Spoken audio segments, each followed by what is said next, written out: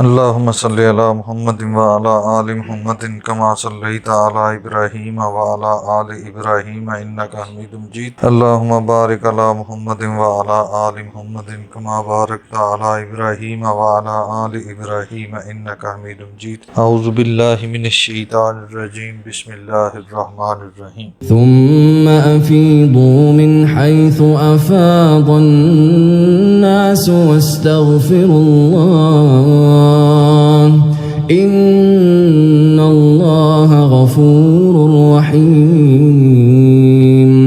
فإذا قضيتم مناسككم فاذكروا الله كذكركم آباءكم أو أشد ذكرا فمن الناس من يقول ربنا آتنا في الدنيا وما له في الآخرة من خلاق ومنهم من يقول ربنا آتنا في الدنيا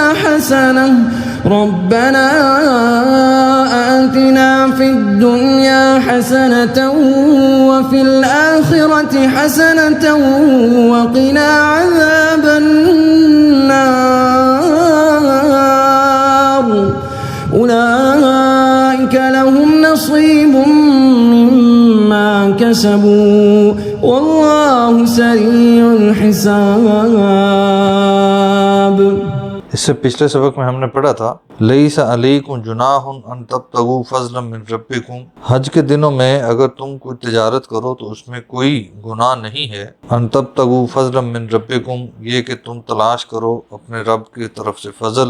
فاذا افضتم من عرفات پس جب تم عرفات سے واپس لوٹو فاذکروا اللہ عند المشعر الحرام تو پھر مشعر الحرام کے پاس اللہ کا ذکر کرو مزدلفہ میں. وَاذْكُرُوهُ كَمَا هَدَاكُمْ اور اس طرح سے ذکر کرو جس طرح اس نے تمہیں ہدایت دی، جس طرح اس نے تمہیں ہدایات جاری کی اس کے مطابق ذکر کرو، اپنی مرضی کے مطابق چیزوں کو تبدیل نہ کرو. وَإِن كُنتُم مِّن قَبْلِهِ لَمِنَ الضَّالِّينَ حالانکہ تم اس سے پہلے بالکل گمراہ تھے. ثُمَّ أَفِيضُوا پھر افیضوا واپس لوٹو، من حیث افاض الناس جہاں سے لوگ لوٹتے ہیں.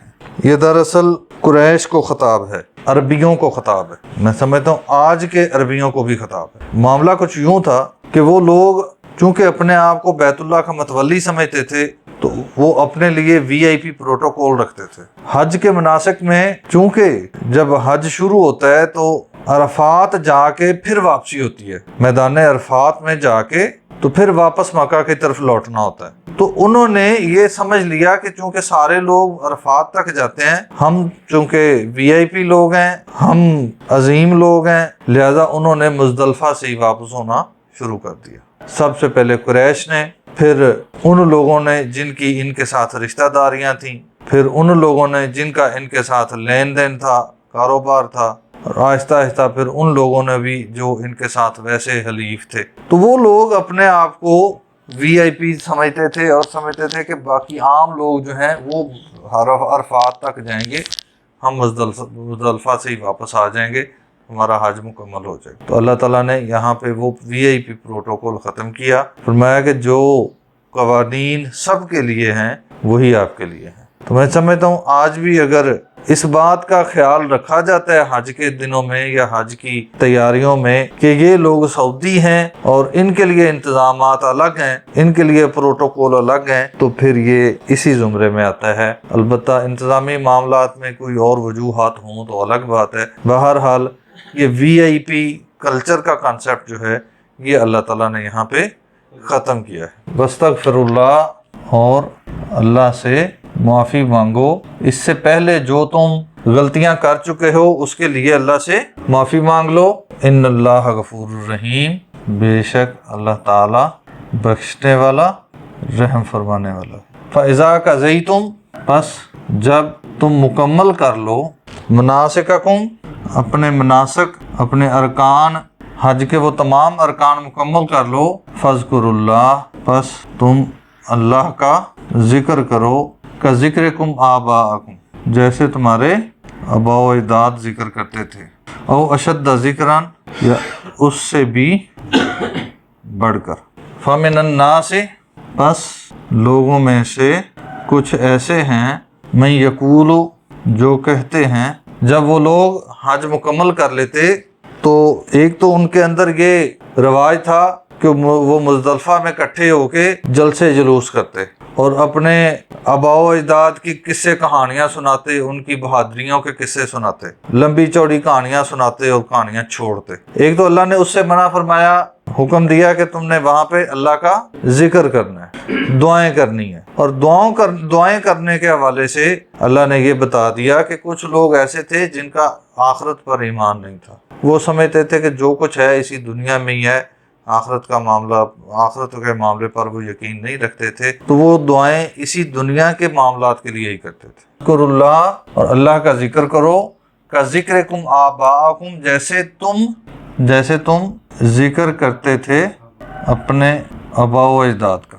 अब ये उस्ताद जी, ये यहाँ वो अल्लाह का जिक्र नहीं करते थे, अपने किसे कहानियां सुनाते थे ना आबाओ अजदाद की। जैसे तुम अपने आबाओ अजदाद का जिक्र करते थे उस तरह जिक्र करो, औ अशद्द ज़िक्रन, या उससे भी बढ़कर। तो अल्लाह का जिक्र करना है, अपने आबाओ अजदाद का जिक्र नहीं करना, अपने आबाओ अजदाद की किस्से कहानियां नहीं सुनाने, इससे भी बढ़कर अल्लाह का जिक्र करो। हाँ। फ़मिनन नास मैं यकूलु, बस लोगों में से कुछ ऐसे हैं, मैं यकूलु, जो कहते हैं, रब्बना, ऐ हमारे रब, आतिना फिद दुनिया, अता कर हमें इस दुनिया में, वमा लहू फिल आखिरती, और नहीं है उनके लिए आखिरत में, मिन खलाक, कोई हिस्सा, व मिनहुम, और उनमें से कुछ ऐसे हैं, मैं यकूलु, जो कहते हैं, रब्बना आतिना फिद दुनिया हसनतुन, ऐ हमारे परवरदिगार हमें दुनिया में भी बेहतरीन अता फरमा, व फिल आखिरत हसनतुन, और आखिरत में भी बेहतरीन अता फरमा। अल्लाह से अल्लाह की शान के मुताबिक मांगना चाहिए, जो अल्लाह का फैसला होगा हमारे हक में, जो बेहतर होगा, अल्लाह हमें वो अता करेगा।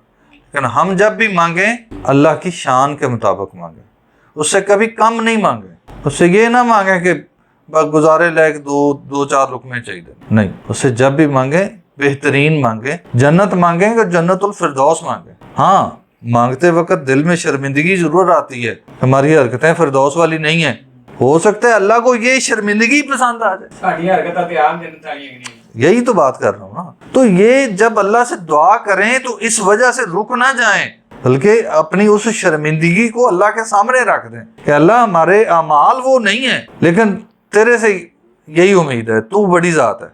वाकिना, और हमें बचा ले, अज़ाब अन्नार, आग के अजाब से। उलाइका, यही वो लोग हैं, लहुम नसीबुन, उनके लिए हिस्सा है, मिम्मा कसबू, उसमें से जो उन्होंने कमाया, वल्लाहु सरीउल हिसाब, और अल्लाह बहुत जल्द हिसाब लेने वाला है। जो लोग अल्लाह के इस मैदान में भी अल्लाह के नाम पे जाके खराफात करते हैं, अल्लाह की नाफरमानियाँ करते हैं, अल्लाह ताला उनसे बहुत जल्द हिसाब लेने वाला है। अल्लाह ताला हम सबको ये सआदत नसीब फरमाए और मसनून अमाल करने की तौफीक अता फरमाए। सदक़ल्लाहुल अज़ीम।